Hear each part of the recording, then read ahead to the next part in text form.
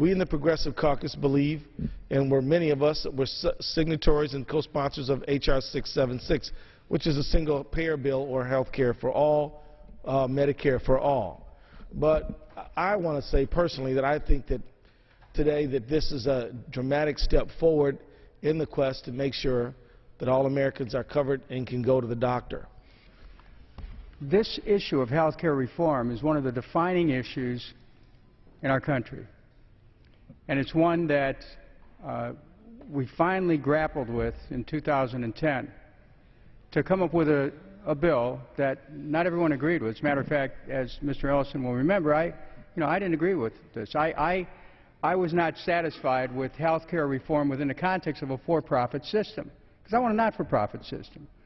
Affordable Care Act finally took a step in a direction of reform. Now, it's an important step, and the Supreme Court has said you can do that under Congress's taxing authority. But it's just a step, and all of us understand that there's still millions of Americans who are finding health care out of reach, even with the help that the Affordable Care Act offers.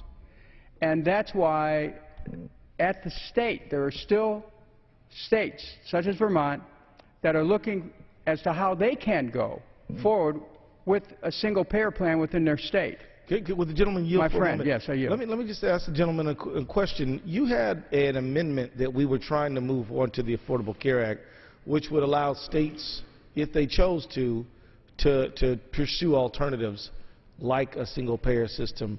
Do you recall your amendment? What were some of the things well, that what were we're looking at, you? we keep in mind that the Employee Retirement Income Security Act essentially would stop states from going forward. So we asked basically a waiver of that.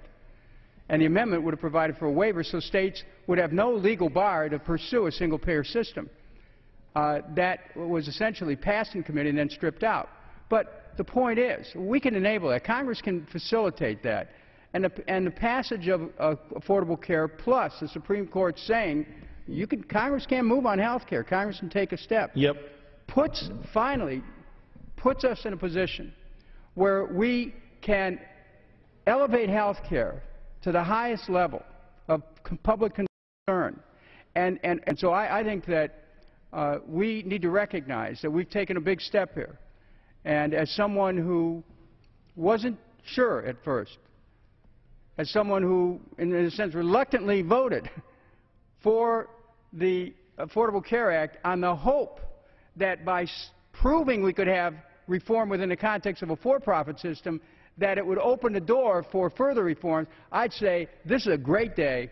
It shows that it's possible to reform that for-profit system, and I'm hopeful, as we're celebrating today, we look down the road to what we're going to do in the future, which is to restart our efforts here, restart the effort for single-payer, knowing what you have now is the government finally taking the side of the people and putting us in a position where we now are able, with integrity and with drive, to move towards a future where someday we're going to keep working for that single payer. So I want